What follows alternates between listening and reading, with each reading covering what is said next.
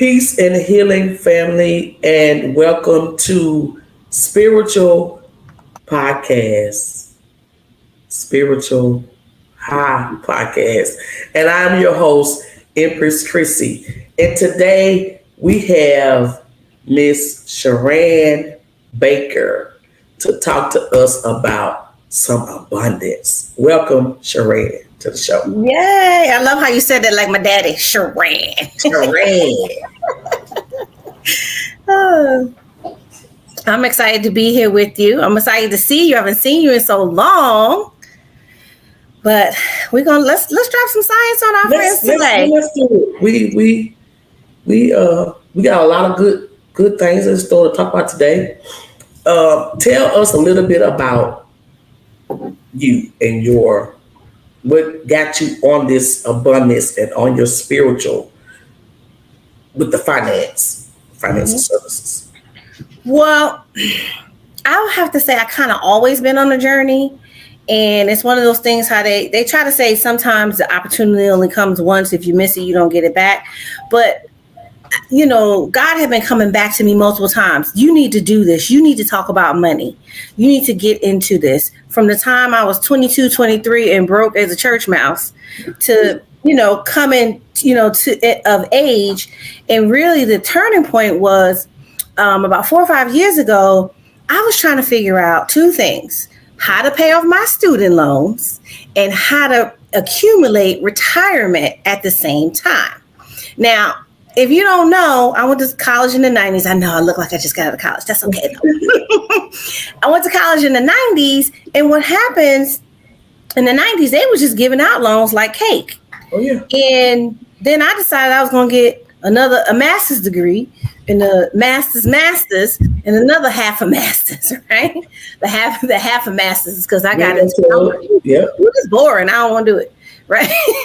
But I had accumulated all these, expenses. And I'm not talking credit cards and all that. I wasn't worried about that. I was worried about those larger sums because that meant that how was I going to get to that $2 or $3 million in retirement that I need, because I know my family history that women live well into their 90s. And even if I work till I'm 70, I'm still looking at 20 to 25 years of retirement, right? And so that means I need money. And I always came from the perspective, and you can relate to this, and many of our melanated women can relate to this. We don't want to be dependent on nobody for nothing. Right. And now we can't control, if it's a physical thing or something out of our control other than diet and exercise. But if it's something outside of that, we can't control it. But I can control whether I have money or not. Right. And so that was the thing that kind of got me on this quest to figure it out. And as I started figuring out, I was like, why don't more people know about these options? Why don't people know that you can do this or that? And the person who I was working with, who's one of my mentors now, he said, well, why don't you tell people about it? That's right. And I said, you ain't saying nothing but a word. What time we starting? Right. And that's kind of a short version of a really long story, if you will. And like we were saying earlier too, you in finance, but it's also spiritual because everything is spiritual. And I think that we, as from the 90s to now, we need to learn how to build generational wealth because it wasn't built for us, right? That's why we working like dogs and stuff now because we didn't, it wasn't built for us. So that's great that you did learn that and you were giving it back to your community because I know a little bit about it. Mm-hmm. But not enough to actually really be proficient in, getting it done. So, well, and here's the thing, right? It's about education. And, I do a lot of workshops. I do a lot of webinars. I've done a bazillion YouTube videos. I have a online community and, I'll share that later on where I'm about to put a lot of free information in.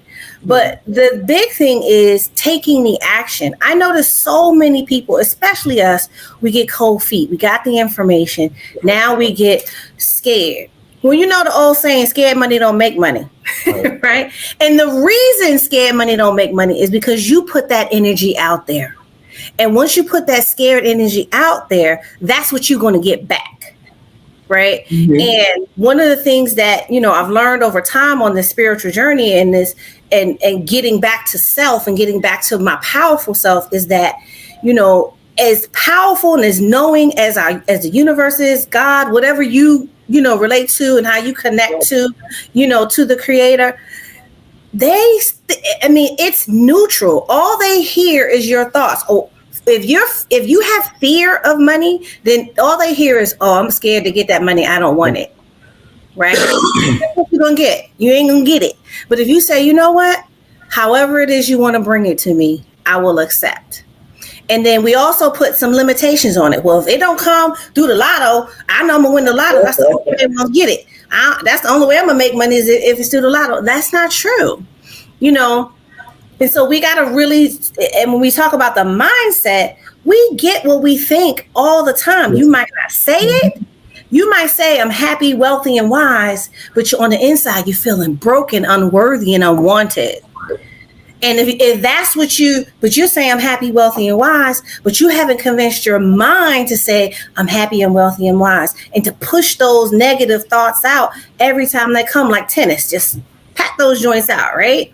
Right. If you're not patting them out and reprogramming yourself, then you're always going to get what you think 100% of the time. 100% of the time. You were so right. It's like just because you're not aware that it's not happening, it's by default. Mm-hmm. Your thoughts do become things, and when you do, give your spiritual journey, you will start seeing it more and more and more. I see it's like sometimes it's like boom, like, oh, wow, I thought about that yesterday. So it's like, yes, that is so true. Your thoughts do become things. And for me, with the money, I realized some of that subconscious programming. For example, money don't grow on trees. It does, actually. And I was like, I said, you know what? This girl was like, money do grow on trees because it's the trees and paper. I said, it sure do. Yeah. So, but you think that growing up, my money funny, you try to make ends meet, and all those things are playing in your mind. And if you don't redo those programs, they going by default, and you don't realize that it's blocking your money.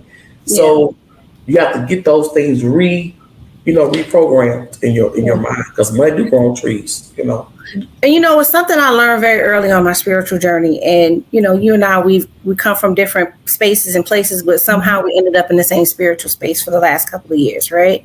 Yeah. But one of the things I learned years and years ago in church, actually, is be ye transformed by the renewing of your mind.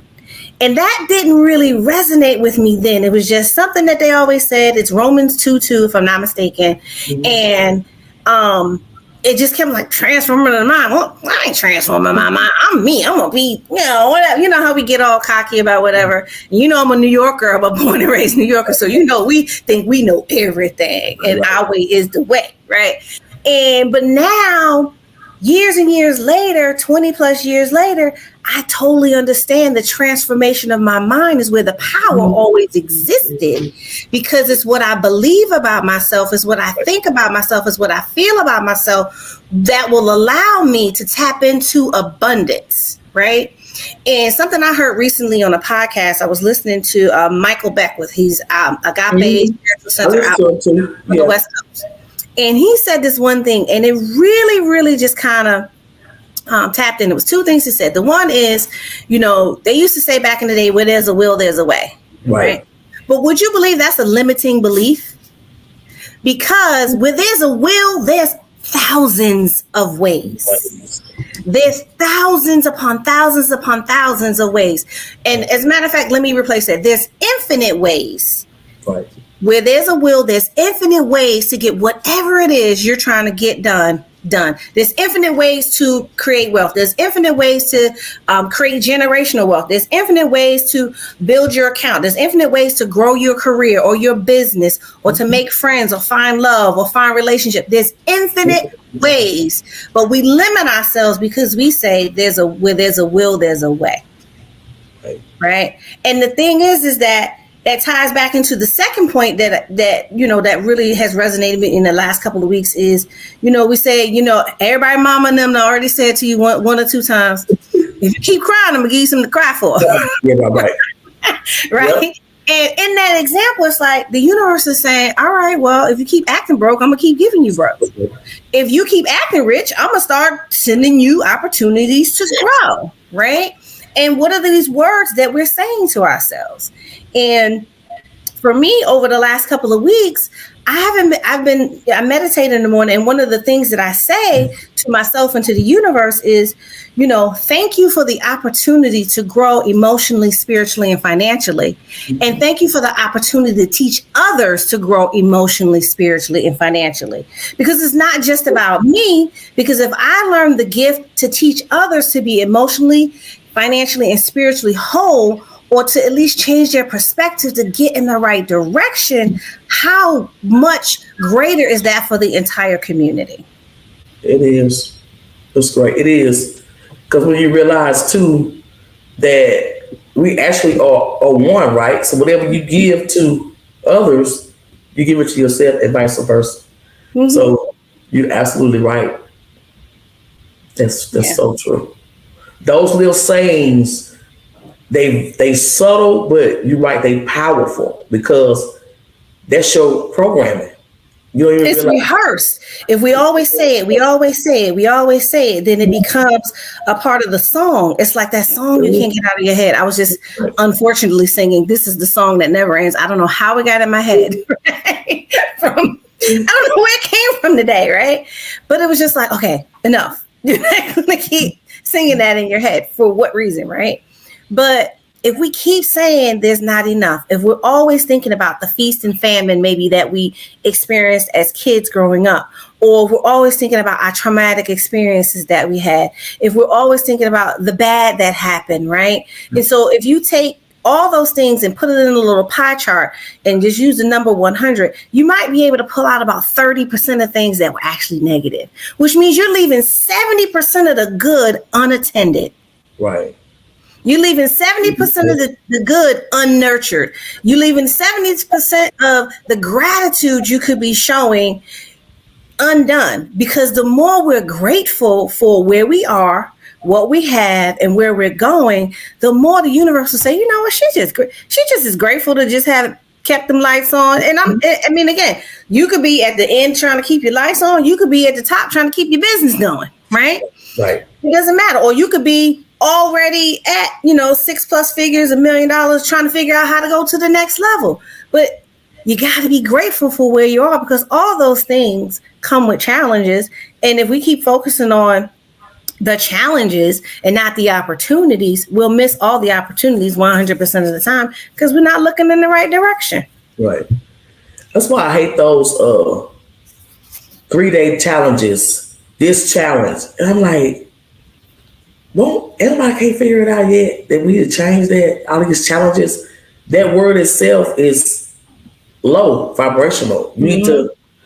I'm trying to think in my mind, what can I come out with? Because these are the challenges. I don't like those, because your word you're using to describe you getting somewhere is a very hindrance that you're not gonna get there, because it's not a challenge. 3-day path to growth. That's a more appropriate. That's right. Yeah. That's my AI answer. That's all I got. Yeah. That popped in my little chat GTP. That one. Right. Oh. But I mean, and again, that really speaks to the language that we use with ourselves and with others. Right. And it becomes limiting beliefs. I can't tell you how many clients I meet with that we have a great conversation. They tell me their goals. I'm like, all right, we're on board. We're going to do this. Here's what I need you to do. And I send them over my little data form and I say, fill this out. I don't want you to judge whatever you're putting on here. I want you to tell me where all your money's coming in, where all your money's going out. I need the interest rates, whatever, because I'm going to put a full roadmap together. I'm not going to give piecemeal. I'm going to give you the full roadmap. We're going to take you through the plan. We're going to have a plan, 2-3 year plan to do whatever it is you need to do. and they scared to fill out the form. They get the form and they intimidate themselves because they are judging themselves, right? Based on their own bad money habits or their previous, we won't use the word bad, their previous money habits that they have created the shame message in their head that says, I should be ashamed of myself because I did X, right? Mm-hmm. And what's funny is I can speak very clearly about it because as a financial professional, I'd be crazy not to have my own financial professional, right? Working with me because I still have blind spots. As much training I do 4 or 5 times a week, meeting with clients, every day of the week, doing, helping other people. When it comes to our own, we sit down and it's easy for us to make an excuse for something that we did or to judge ourselves or to get into a pattern, a negative pattern of whatever it is that is holding us back to keep us from going to the next level. But guess what? I don't want to hold me back. So I'm going to just let somebody else tell me what I already know they're going to tell me. Or they might tell me something else, right? Because, of course, I picked somebody that's been in the industry longer than me and still has some, we have a relationship. But that's the mistake that I think we have because we've been keeping it together. We've been, and a lot of times we're barely holding it together. I mean, with clients making 6 figures plus, and they're barely holding it together. And that's not a bad thing, but that's the thing that says, baby, we need to get you some help and get you outside of your head because your money habits and your money lessons and the stuff isn't going to work for you much longer because, as I like to say, I never wanted to be the bag lady in New York in retirement, but you on the path to an Erykah Badu song out here, and we don't want you there, Yeah.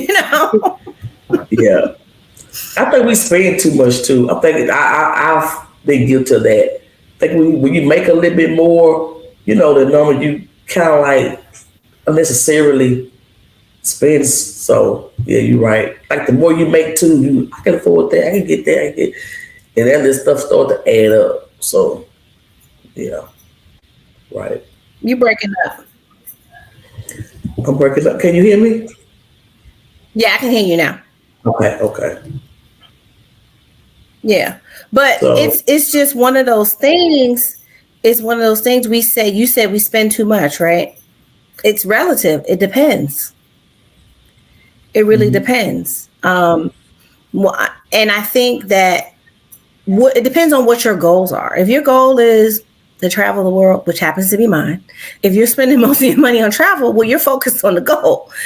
But if your goal is to create generational wealth and build a retirement, or you're trying to build a business, or you're trying to buy more property and you're trying to do something else, and I look at your finances and you spent all your money at Chick-fil-A, well, you're not focused on the goal. And I'm not knocking Chick-fil-A. It's a good sandwich, but you can't go there 7 days a week. Right. I'm gonna stop saying their name. If you go to the chicken place, you getting a nice chicken sandwich with a pickle. Everybody has it now, but then it's about refocusing, right? So, but I find it exciting when I find someone who says, all right, I'm up for the opportunity to do this differently. What's my first step? Right? What's my first step? And most people think they're going to have to stop doing everything all at once. And usually it's just a series of small changes that we're going to make over time that's going to make the difference, right?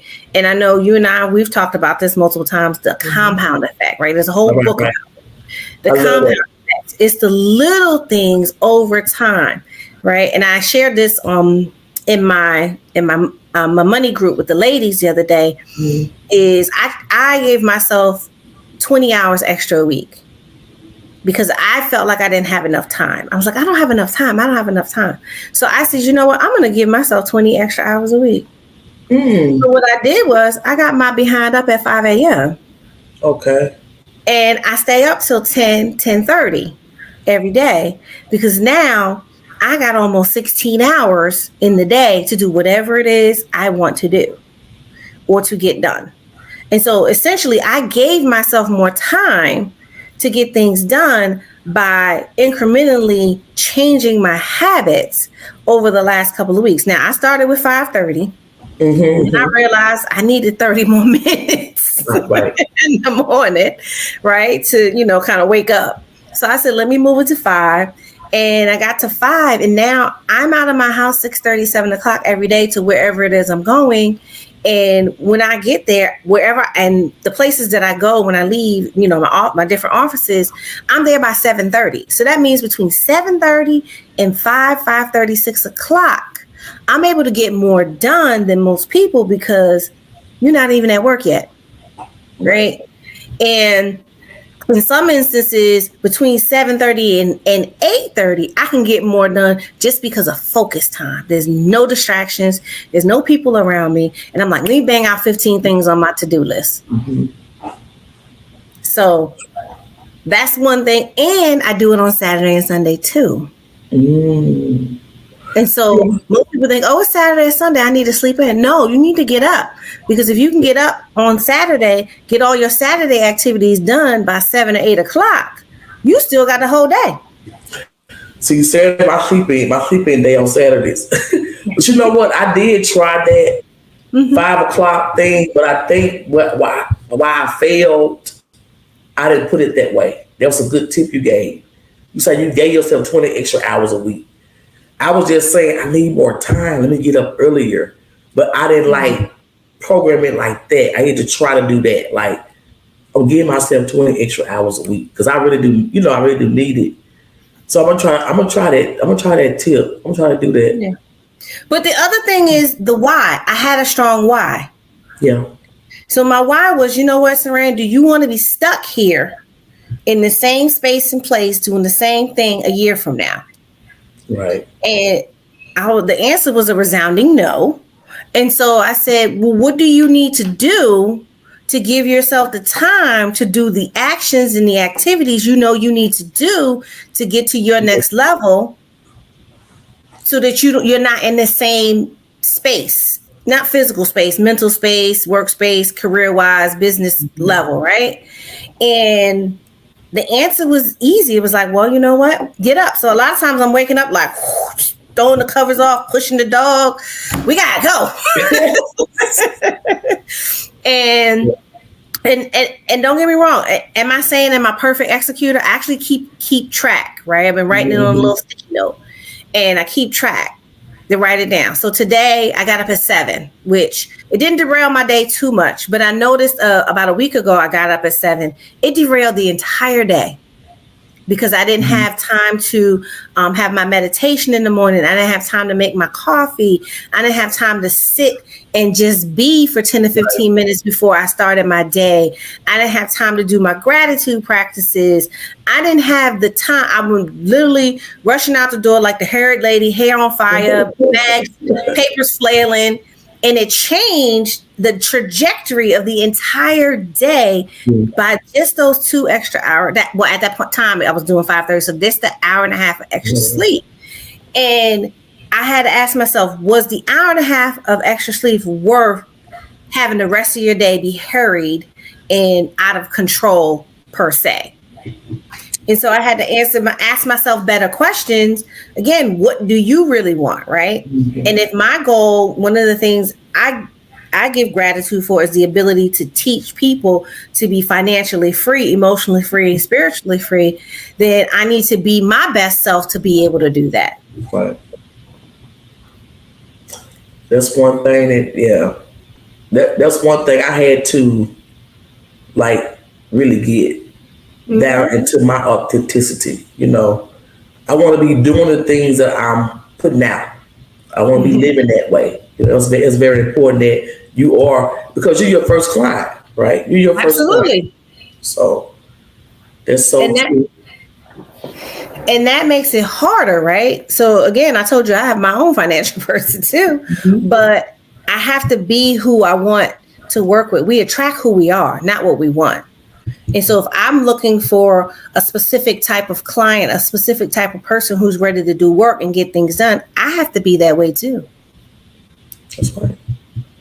So how do we, what are some ways that we can build generational wealth? Well, I'm glad you asked.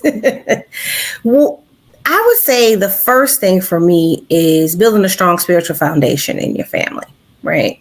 building a spiritual connection, whatever your method is, right? I'm not one of those people who prescribes to one way. You may be Christian, you may be Muslim, you may be Jewish, you may be freestyle spiritualist, you may, be Hindu, you may be African spirit, whatever your path is, right?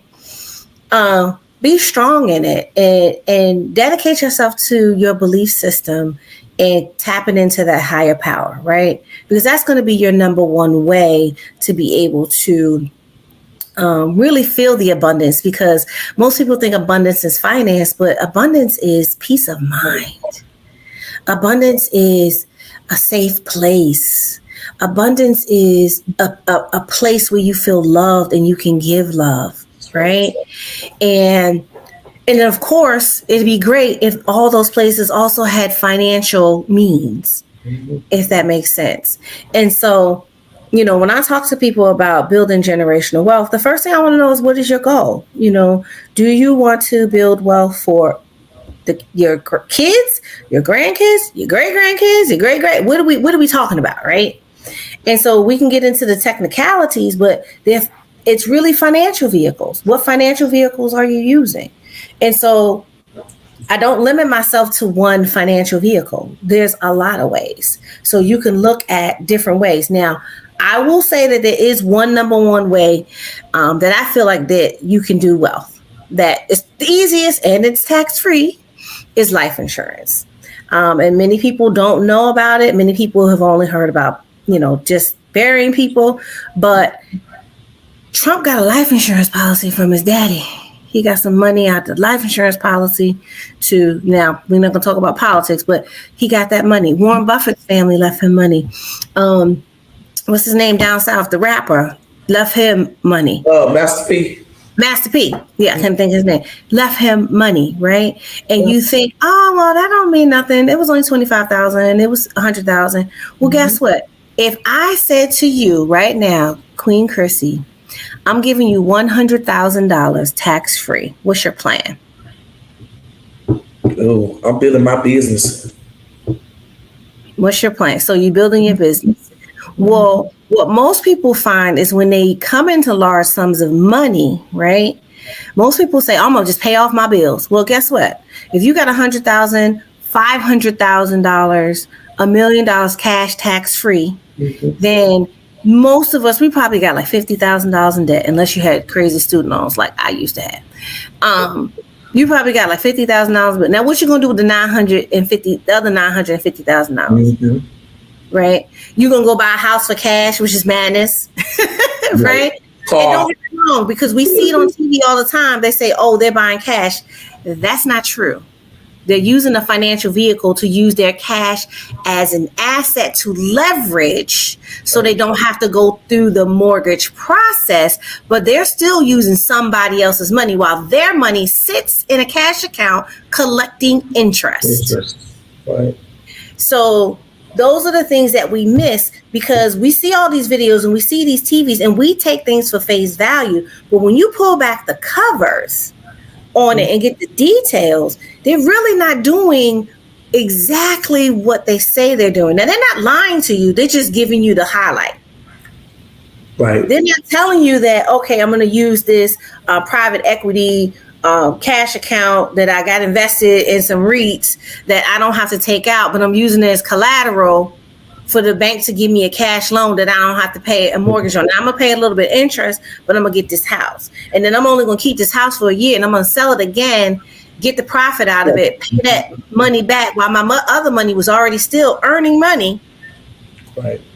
So now I got the money that my money that they was using as a cash asset was earning, and I got the money, the profit from selling the property, and the loan is paid off.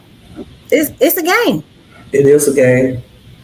And unfortunately, financial literacy is something that we just weren't taught, We weren't taught. And that's why we here today, and we got the experts like you to assist us, because we really do, we need it. I have a 10-year-old, and I want him to be empowered to not have to work a 9 to 5 if he don't want to, or even go to school if he want to. If he got a creative idea, son, go do your idea.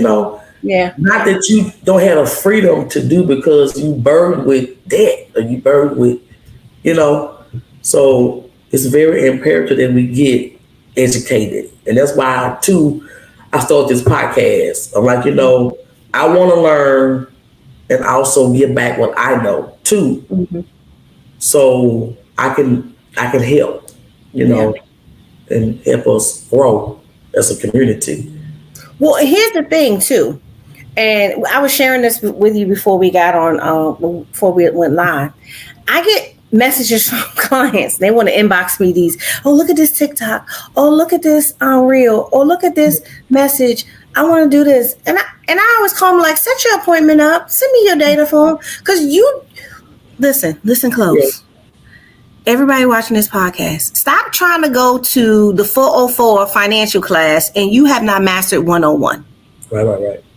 Because if you're not mastering using the budget spreadsheet and making sure your stuff is paid on time and getting your savings right and setting things up and following a little bit of instructions at 101, you can't jump to 404. That's right. And think you're going to go from not having the budget, not managing money, to all of a sudden you flipping commercial real estate property and you got 1,000 REITs and you trading options and you doing all this. You got folks out here trading options, ain't got a 6-month emergency fund. That's ludicrous. I had to all these classes too. Right. And some people are saying, "Oh, I'm doing this so I can make that." Well, what happens in between? Right? And I'm not knocking trading options, right? Not my thing. I own stock. I'm a stock owner, not a stock trader, right? Because you can do all the things, but there's steps, right? You want to go through the steps. Like, you and I talked about this. We collectively, when we were all together in Tennessee, we talked about going through the schools, the spiritual schools. Like, we're going to start in kindergarten, we're going to go to first grade, we're going to go to second grade. And that's the thing with the money, because we haven't been taught. We only been taught, well, I shouldn't say that. Some of us were only taught lack and scarcity. And either through thought, word, or deed. Right? You think money grows on trees. Oh, we can't afford that right now. No, you can't go on that trip because mama don't have no money or daddy don't have no money. Or, burn these candles because the lights is off. Or run this wire to the laundromat so we can keep the refrigerator plugged up. I'm just telling all my business, right? But that was the reality, because they didn't build. Right. And you know what we got? Oh, we can't stay here. We got to move, and we need to get out of here tonight. And that's some of the, we're going to go stay with Nana and them, Mama and them, because we all need now. That's 4 families in one family house, and we're just trying to figure it out, and we're trying to just stay alive. And so, and then the next thing you know, we got a big house, we got cars, we got this, we got that. Famine, feast, famine, feast, famine, feast. We got to be known. And we have to get to the place where we feel worthy enough to always have it. That's right. And to put yourself in a position mentally, spiritually, and physically to always have it, because you're making better decisions for yourself. You're tracking your money. I bet you this, and I'm going to use your word, even though, I'm going to give you all the opportunity for the next 7 days to take out the Notes app on your phone, whether you be Android or Apple, Team Apple, but take out the Notes app and track where you spend your money for the next 7 days. I guarantee you at the end of those 7 days, you will find whatever money it is you want, have, or need to do something else with.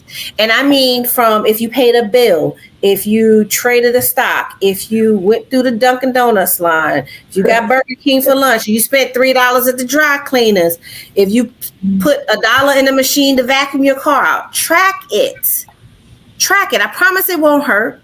But if you track it just for 7 days and then set up an appointment and call me and show me the tracking sheet, I'm going to show you where all your money's going. Because we do so much spending unconsciously, and I'm talking about those automatic purchases too. You got some automatic auto subscribes from Amazon. You got some auto subscribes from somewhere dropping cleaning products off at your house, whatever, right?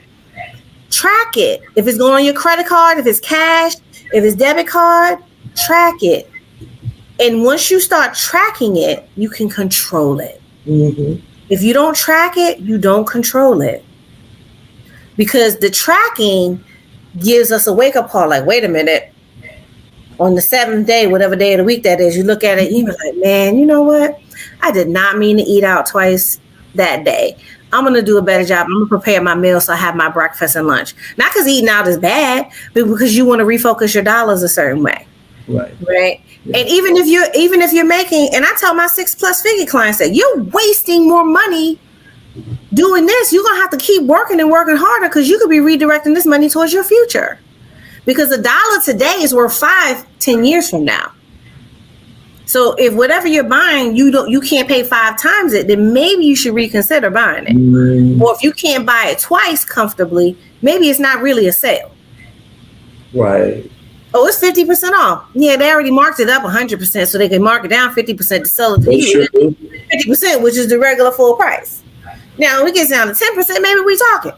But it's not a necessity. Rethink it. And a lot of people think when they talk to a financial coach or anyone in my industry that we're going to take all your stuff away. I'm not here to take all your stuff away. I'm here to redirect your money and your funding so that you can have a more enjoyable life. Because if you tell me you can't travel and you really want to travel, but you don't have enough money, but I look at your spending habits, you do the 7-day spending, take the opportunity to do 7-day tracking, and I see you spent $300 over the last 7 days on eating out, not even at nice restaurants either. You eating out. Right. Well, guess what? That $300, you could be paying $100, $150 a month on a trip. Right. So that $300 adds up to $1,200 for the month. So that's the add up too. That I had to get like the Netflix, the Hulu, I'm like, I don't even watch Netflix. I don't even watch Hulu. I don't pay for all this stuff. You know what I'm saying? You gotta turn it off. You gotta cancel it. You know, so doing that 7-day, that's good, because I did that before, and it helped. I'm like, I don't need this. My son don't watch this no more. You know, so it does help you. Yeah. I'm like, that's $275 a month. I just rack back, you know. So it helps to do that. But here's the catch, right? That works for like 60-70% of the people. Some of y'all need better jobs. Some of y'all need to make some more money. I mean, it just is what it is. And that's the thing. If we don't talk straight with one another, I'm not being hurtful, but if I say to you, if I look at your numbers, Chrissy, and then I say to you, okay, well, we figured this out. I said, but honestly, to meet your goals, you need to make some more money. So what's the plan? Mm-hmm. Right? I'm willing to go with you down that plan and work with you to the best of my ability, connect you to people that I know or whatever it is to get you in that path to make that extra money. But you got to be willing to do it. Mm-hmm. And that's the hard part, is because sometimes we don't want to hear you need to make more money or you need to do a little bit less spending. Right. But if I say to you, you need to make more money, then that means I'm willing to help you make more money if you're my client.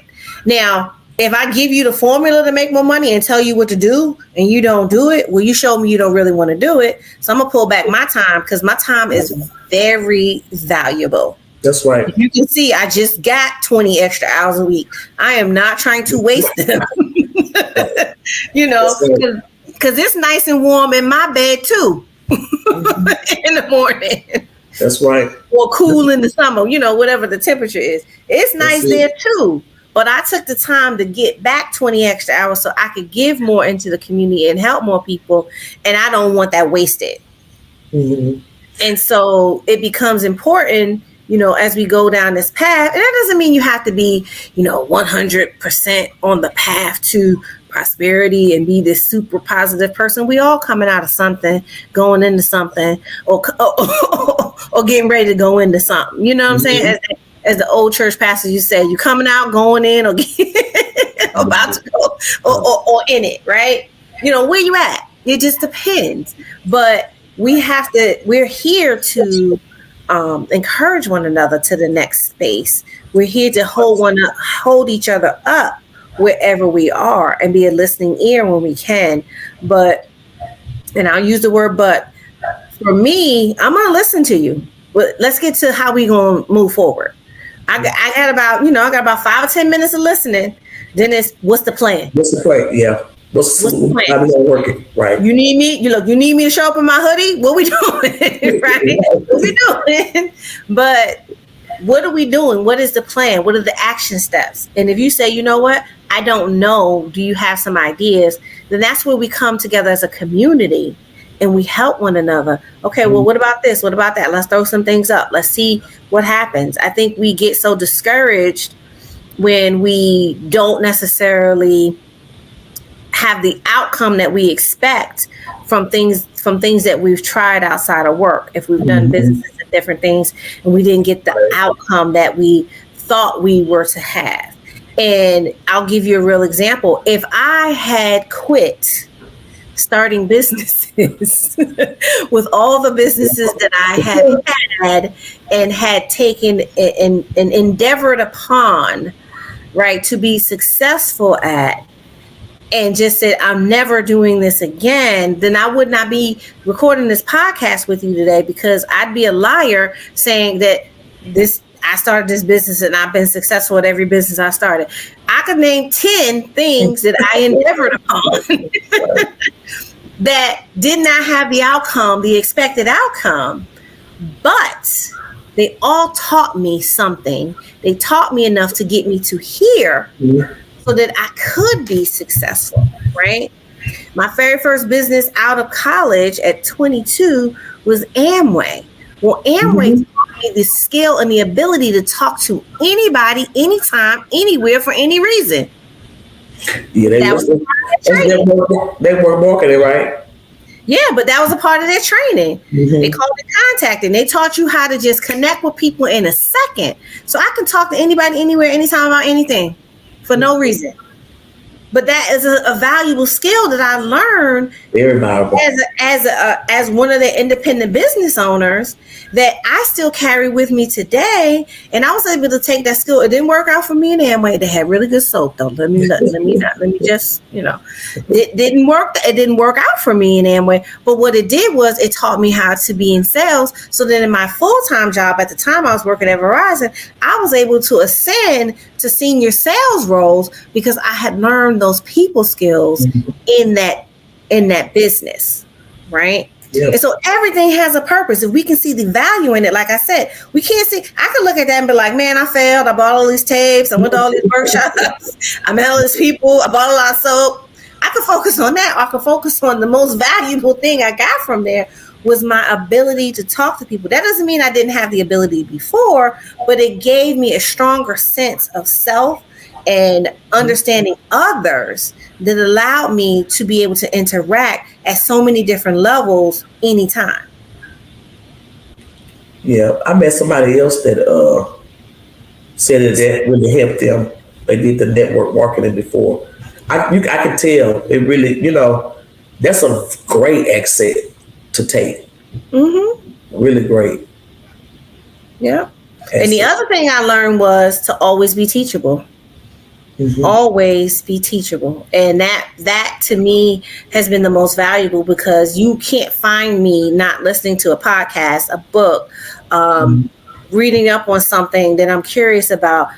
Now, sometimes I get in a little rabbit hole and I got to be pulled out, but because I don't went all the way to, the beginning of time or when the whole subject started, and I need to know why the guy from 1856 started this thought process, right? That's but it allows me to have a different perspective on everything. Right. So I'm with you on that. I have started so many different businesses. And it's like, it's in me though. So it's like, I know, okay, you just got to keep, and you're right. You can't look at it as a failure. I look at it as, I'm just adding experience, more experience. Okay, I started this. I learned that part. Okay, I'm going over here.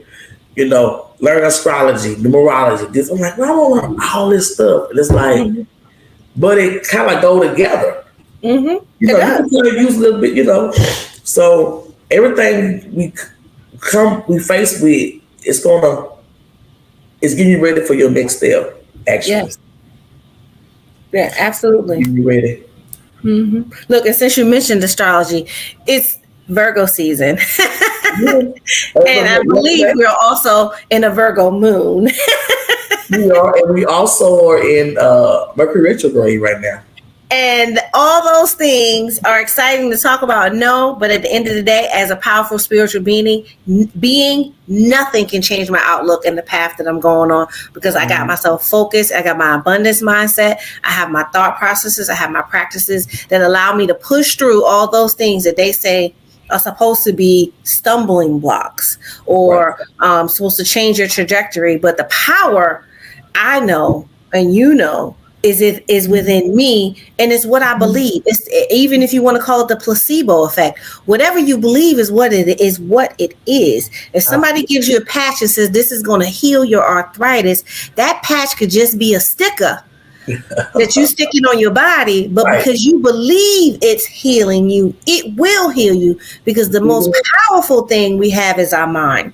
And it's our healing tool. It's our abundance tool. It's our physical strength. It's our connection to our higher selves and the eternal spirit. Or, you know, again, however you connect. And it's one of those things that we don't even know. I don't know if you know this. There's a guy now that's talking about using meditation as a powerful practice to heal your body from within, using your pineal gland. And so these are the types of things that with limited thinking we'll never be able to access, because we're living in a fear-based society. We're living in a scarcity mentality. We're living in a place where we're saying that, and you mentioned it earlier, with crime is abundant. Well, you know what? When I look outside my window, I don't see no crime. I don't see no scarcity. And good around. I don't see nobody in fear. And so it's reality checking ourselves for where we want to go and really assessing where we are physically, mentally, and spiritually. Now, I know that may not be true for everyone, right? Because I actually sold my house and bought a new house in a better neighborhood, but I lived in a neighborhood that we'll call it had a lot of opportunity to be more than it was, right? It didn't take advantage of those opportunities after about 20 years of me living there. So it was time for me to take my opportunistic self to another place that had taken advantage of opportunities to be better, right? And I drove by it yesterday and I thought to myself, what a great community this place has an opportunity to be, but it doesn't even realize how great that it is. It doesn't even realize the power that it holds just because of the physical location, the availability of resources as far as transportation and access to stores and doctors. It has everything that, you know, will make a great community, except the people that live there live in a limited belief system. Yeah. And I guess you can't say kind of unfortunate, but you know, we manifest collectively too. Mm-hmm. So that neighborhood as a whole manifests. You know, you do your own reality, like you said, your own reality check, but it's levels to manifestation. And you're right. I learned that too during COVID. Mm-hmm. I was chilling. You know, I was at peace. You know, I bought my first house during COVID. You know, it's like you said though. I know how powerful my mind is. I know how powerful my desires are. I know who has the power. So you can do or say that, but it's like when you know something, that's it. Right. You know, when you know,